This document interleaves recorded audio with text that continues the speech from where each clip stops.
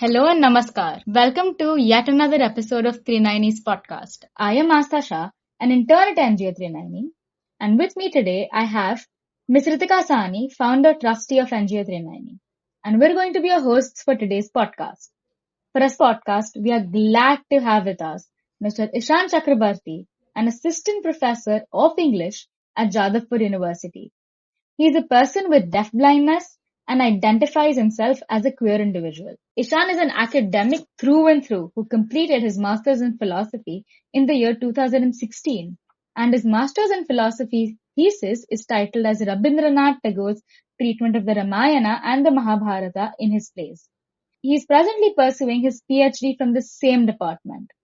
Being the eloquent speaker that he was also awarded the Abul Qasim Rahimuddin Samman in 2019 by the Government of West Bengal for his contributions in the field of elocution. He has also received the State Award for the Empowerment of Persons with Disabilities 2019 in the category of Role Model from the Government of West Bengal.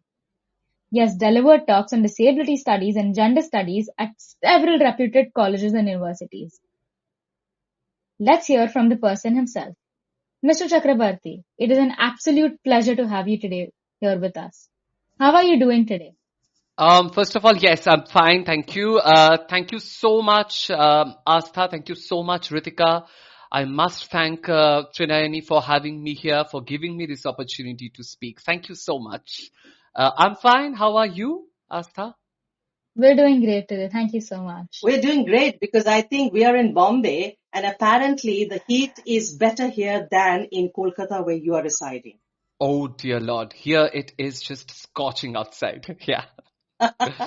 All right, let's have the first question for him, Aastha. Yes.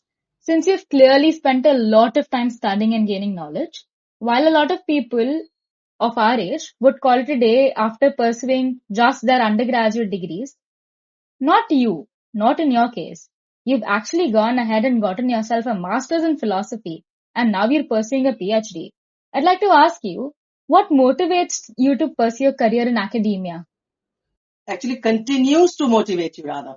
Actually, yes. A couple of things really. Number one, I always wanted to be in the academics, so to speak, because I always wanted to be in the classroom space. Always wanted to interact with my students, to be in the process of teaching.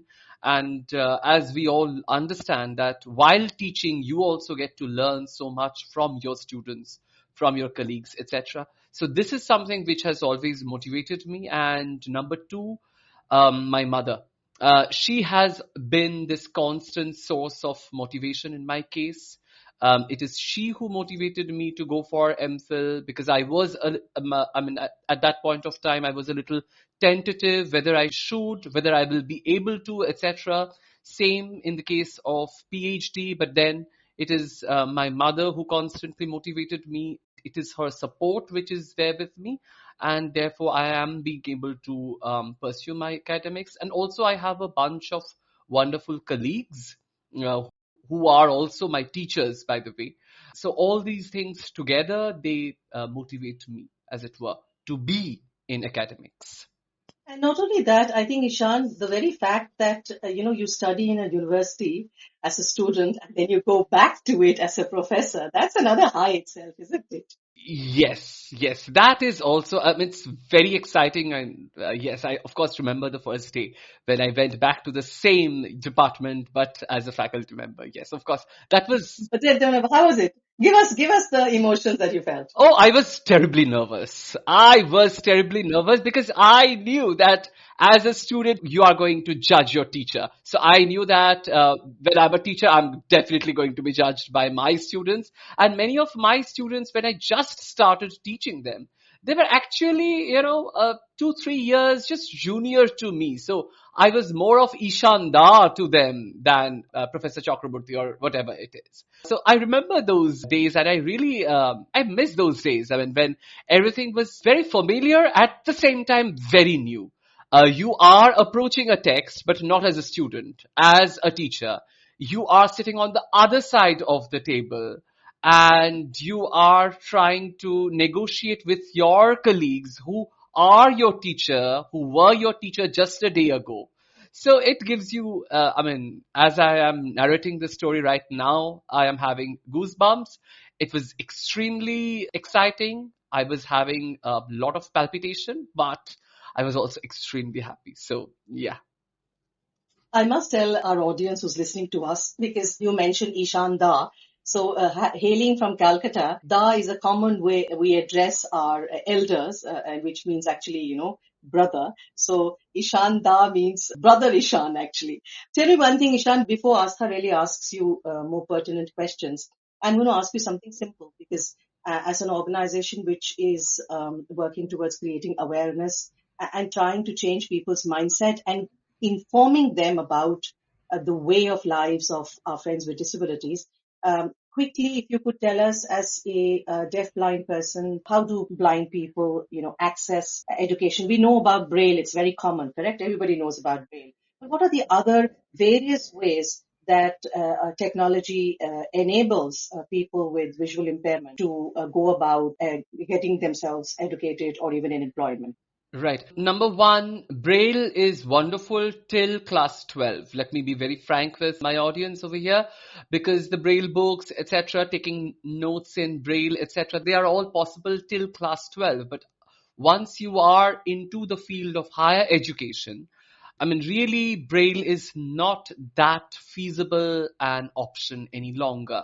Of course, there are people, there are students, there are friends of mine who still continue to use Braille, but you know, at that point of time, what really comes in is our audiobooks, ebooks, PDFs, which are in the accessible format, which we can access through our screen reading softwares, and primarily audiobooks, and also using various kinds of recording gadgets, recorders, gadgets to record the class lectures, gadgets to record materials read out by your friends so that you can come back and replay and listen to them. And so this is actually how I negotiated, how I navigated through my journey, through my years of higher education, and till date, this is what I am following. But so yes, that is there, and also since talking software enables you to access your laptop, your mobile phone, etc., touchscreen mobile phones, etc. So you can also type out your things, whatever you are thinking, whatever you want to write, etc. You can just open a Word document and you can type out things there. So this is how we take notes, we keep notes as and when we move on to the field of higher education. Thank you so much, Ishan. That would clarify a lot of doubts in the mind of our non-disabled friends who forever wonder, he's blind, how does he go about doing things? They're very curious about it. And I think it's so important, and the curiosity is very, very important. But at times, perhaps they don't get the answers. So thank you so much for clarifying that. Yes, Asta. That was indeed very enlightening. Let's tread on to a little lighter topic. You've written a piece for Inclov, a dating app for persons with disabilities. I want to ask you here, have you yourself ever used apps like this for yourself? Has it ever worked out for you? What are the pros? What are the cons? No, I have not. I tried to use apps like, for example, here in Clove, it's a dating app, but also they organized a kind of a meetup where you could find friends, you could find partners, etc. So I'll just come to that in a minute, but I tried to get myself registered. Being a queer person, I tried to get myself registered in Grindr, Tinder, etc., those dating apps, but they do not work for persons with visual disabilities. They are not compatible as far as the screen reading softwares are concerned. And also we will have to understand that if we are talking about dating, at least the way mainstream society understands dating, it has much to do with the visuals. It has much to do Oh. with the act of seeing, sending photographs, receiving photos, etc., having video calls, etc. So these things do not work for us. For me, for example, who is a person with profound level of visual impairment. So what happens is automatically these apps do not work for me, and Enclave, I never tried getting myself registered in Enclave, but there are these few this sort of WhatsApp groups which were meant for disabled persons to find partners, etc. A, they are not queer friendly. B, it becomes I have often seen it becomes just a bunch of disabled people coming together. I mean, you never get to do the mainstreaming. I mean, why are we thinking that only disabled persons are going to date other disabled persons? I mean, non-disabled persons can also want to date disabled persons and vice versa. So, but that is not happening. And when I have tried to get myself involved in for example, the queer scene of Kolkata, I have seen that I think we will have occasion to talk about this in greater details later on, maybe in this podcast. But again, there I have seen certain problems. So yes, that's for now. In fact, while we were most of these days, whether it's a Father's Day or Mother's Day or Children's Day, when we are trying to celebrate them at Trinayani, the focus is always to do things to bust myth. For example, this time when we celebrated Mother's Day, I was very keen to celebrate mothers with disabilities who either had children with disabilities or non-disabled children. Some of them were married to their disabled friends, and some were married to non-disabled people. So I think this is the diversity which is present within the disability sector.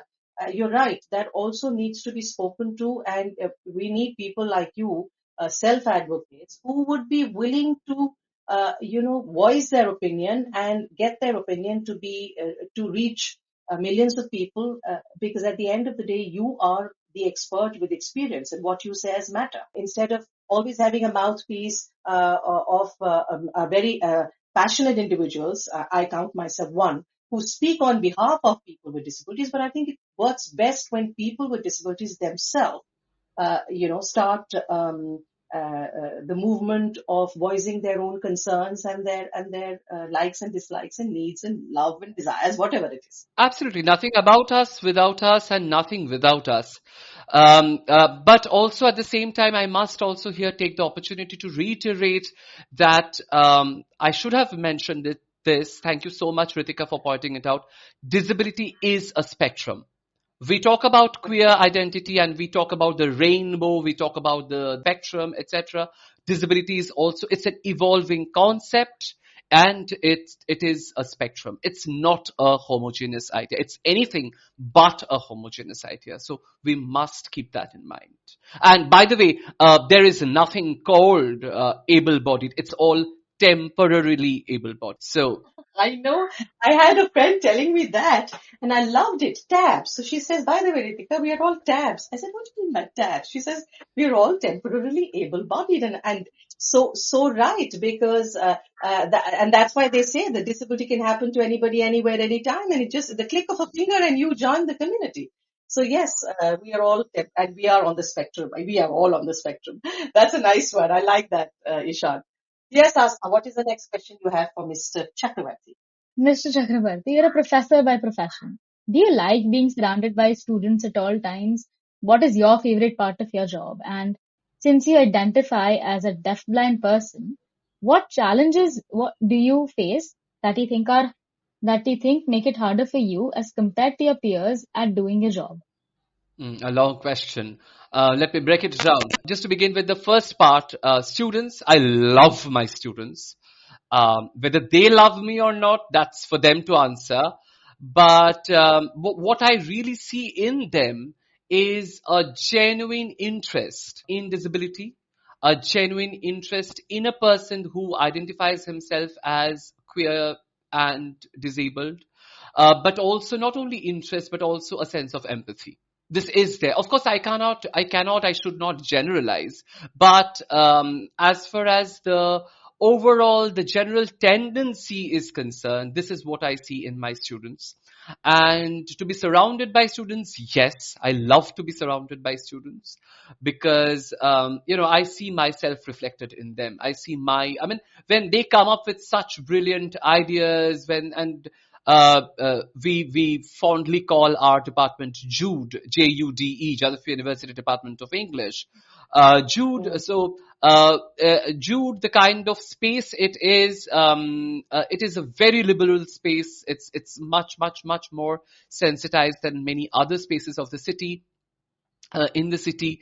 So the kinds of things that they are thinking about, they are talking about. For example, in it is a bunch of students of mine who came up with the first Braille graffiti of India. So I mean that is wonderful. I mean, and the word that they actually wrote out on the wall is subaltern. Of course, a bunch of academics, aspiring academics, of course, you can understand they are coming up with the word subaltern. But it was very innovative. They actually, took tennis balls, they cut the tennis balls into halves, and they pasted it to the wall using plasters. Plaster of Paris. This very semester, a bunch of students came up with accessible paintings. They created accessible paintings. When I see these things, when I encounter my students with such innovative ideas, with such energy, as it were, I mean, it always somehow contaminates me, as it were. The energy it gets into me, and I feel so motivated that I should be working with them, for them, along with them. The challenges. Now that you mentioned what you like, but what about the challenges? Yes, of course, there are innumerable challenges. Of course, as we kind of all know, or maybe I should reiterate, reinstate, the attitudinal barriers and the infrastructural barriers. The infrastructural barriers, of course, the absence of a ramp or the absence of a disabled-friendly toilet. By the way, our department has an accessible toilet, or it has an elevator, it has a lift, or a ramp, but that's about it. What about making the notices which are put up on the notice boards, making them accessible to persons with visual disability? What about installing talking softwares in the computers which are there in the library? Of course, I understand that it might not be possible, given the economic barriers, it might not be possible to make all the books available in a library accessible in the audiobook format or whatever it is. It might not be. But at least to make the catalog, at least so that I can come to know that what are the books which are actually there, where to find them. And also about making the classroom accessible. They're all crammed, as it were. Whenever for example, I can never enter into a class unaided. I always take the assistance of my students because there are benches and desks jutting out and you can bump into them, you can hurt yourself. So you can understand that the infrastructural barriers, they are definitely there, of course, but also the attitudinal barriers. I need to make myself vocal. I need to make my rights vocal at every single point of time. Of course, often they are promptly accepted by the people who surround me. But I need to. Often there are also occasions when I actually need to argue, when I need to debate, when I need to actually fight for my rights, for the rights of persons like me. And this is just about Jude. But my workplace is not merely the Department of English. It is the entire JU campus. Since I have been delivering lectures at so many colleges and universities across the country, believe me, most of the colleges and universities, they are not disabled friendly. Attitudinal barriers and infrastructural barriers, and I believe they are interlinked. If you remove the infrastructural barriers, the visibility of disabled persons will increase automatically.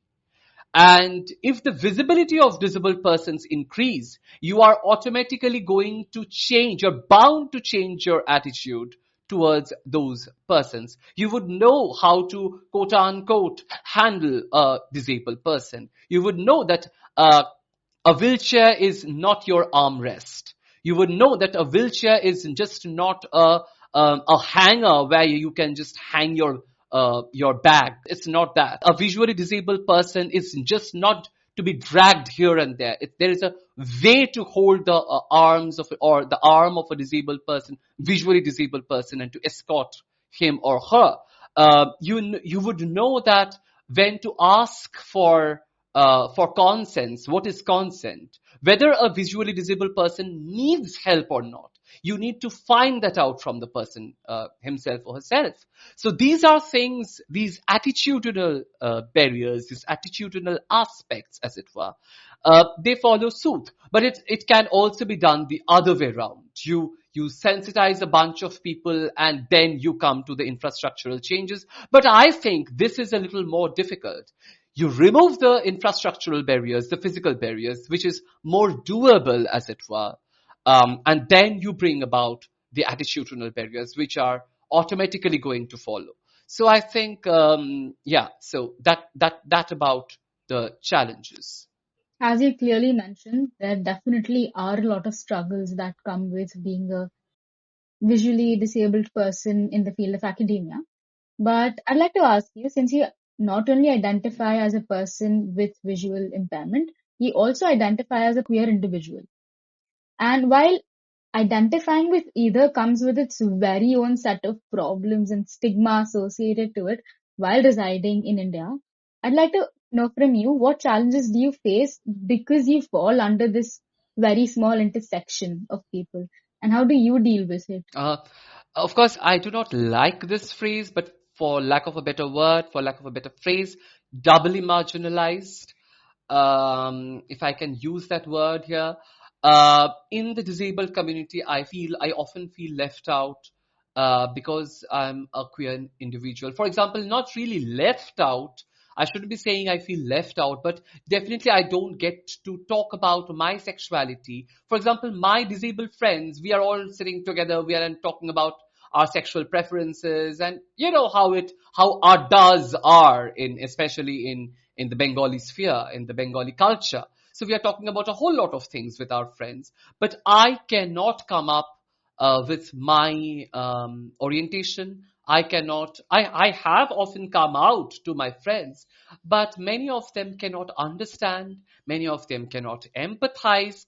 Some of them are there that they also identify themselves as disabled and queer individuals, but they do not have the strength, they do not have the power, they do not have the courage, quote unquote. And here I am going to use another phrase, a word, privilege, to come out as disabled and queer. Let us not forget that today I am talking so loudly about my queer and my disability identities together. I'm so out about them, but I have a lot of privileges as well. Which many of my disabled friends they do not enjoy. Therefore, they cannot come out. And most importantly, let alone the question of queer identity, sex itself, sexuality, sex, these are issues which in the disability sector is A, neglected, B, in the non-disabled community, there are people who do not want to see the sexual aspect of disabled persons as if we are asexual beings or we are hypersexual beings. Either we do not have sexual desires, we do not have sexual urges, etc., as if that is non-existent, or we have quote unquote monstrous sexuality. That is the only thing that we are always looking for. So these are the extremes in which the non-disabled community perceive us. And as far as queer community in Kolkata is concerned, as I was just saying a while ago, queerness, it has to do with the visual performance as well. How you perform as a queer individual and how you perceive, quote unquote, see the performance of other people's queerness being played out. And since I cannot participate in the act of the visual performance, so to speak, at least I cannot see the queerness being performed, I have seen that my queer friends, they feel extremely nervous in including me in their sphere. They would love to have me in their sphere, but they do not know what to do with me. I can understand how, because at Trinayani, when I'm talking about, I mean, I am working with our friends with disability. And let's say, I don't know if you're aware that we have these inclusive meetups that we do. And I decided to keep one meetup in Chili's Bar and Grill. It's a beautiful restaurant. The meetup was all about mixology. So there was this hush hush thing about, I said, I mean, are you telling me that you would not have a drink, that people with disabilities would not like to see a woman bartender making cocktails for you? So at the end of the day, when we actually had it, people loved it. And I said, we need to understand that you can't decide that people with disabilities will only do certain things and they will not do. It's not for us to make these decisions, because half the time we don't give opportunities, or that these things are possible. You can choose from an array of subjects. So you're absolutely right about this, and how beautifully put about privilege. Disability in the popular conception, in the popular understanding, is almost always associated with tragedy or heroism, and almost never associated with the concept of pleasure. We have the right to get pleasure, just like other people. So that is something which we forget. For example, when I am visiting a bar, I mean, I get stares. I mean, people who are assisting me, who are with me, who are escorting me, they always report me. I mean, you are getting such awkward looks and stares. And I always talk about these two stares. When I'm discussing this with my students, I always talk about the STARES and the STAIRS, the two kinds of stares that we are always facing, we the disabled persons are facing. And the awkward stares that I'm getting from the waiters and the other customers. I mean, who is this? What is he doing here? Does he even know what we sell? And is he going to drink? Is he going to take a hard drink? And I mean, why, etc. I mean, these are all there in their faces. So you can completely see it. Yeah. So there was a very interesting thing that even when you even when you look away, you're actually looking it. Yeah. So that kind of lovely. So Yes, yes. And also, the voyeurism that we, the visually disabled persons, are always subjected to, because we cannot stare back, right? And therefore, it becomes very convenient for the voyeur, as it were, yeah, to constantly keep staring at us as if we are there out on display. So, yeah. Mm. absolutely. Wow. What a wonderful conversation, Ishan, and so many Yeah. myths being busted. Aastha, what do you have for him? To end the podcast, I'd like to ask you, what do you look forward to the most in the foreseeable future? Of course, an inclusive space, no doubt about it, but that makes things very vague, as it were. Let's start with the first few steps. I mean, we have taken quite a few steps. We have the RPD Act, the Rights of Persons with Disabilities Act 2016. India has ratified UNCRPD, United Nations Convention on Rights of Persons with Disabilities. We have certain policies in place. We have a national education policy. Though I'm also I would like to critique the national education policy because there are problems there, but at least it acknowledges inclusion in the field of education. We have Paralympics. We have people coming out and talking about themselves, but that's not enough. We need to make the space around us, as inclusive as possible. And inclusion cannot be a thing, it cannot be just a choice. It cannot be a matter of choice. It is compulsory. You will have to make things inclusive for us. I am a person with inherent dignity, and I am a person with difference, and I have the right to be such, and I have the right to live my life as a person with difference, as a person with inherent dignity. And this is something which other citizens, people surrounding me, must understand. Also, we'll have to keep in mind that we must also we have to bring disability not only into the mainstream conversation, but also we will have to talk about disabled persons as customers, as voters, as potential researchers, as policymakers, as decision makers. We cannot be only at the receiving end of decisions. We cannot be only at the receiving end of the policies. We are not merely uh, out here to produce inspiration porns.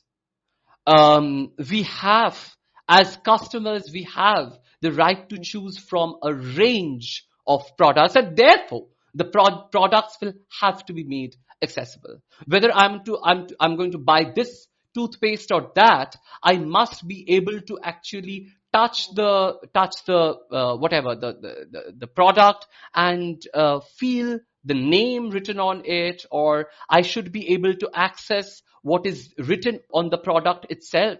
Maybe not in Braille, but maybe in some other innovative, accessible format. I mean, why not? So, and most importantly, entertainment. We should also be involved in the field of entertainment.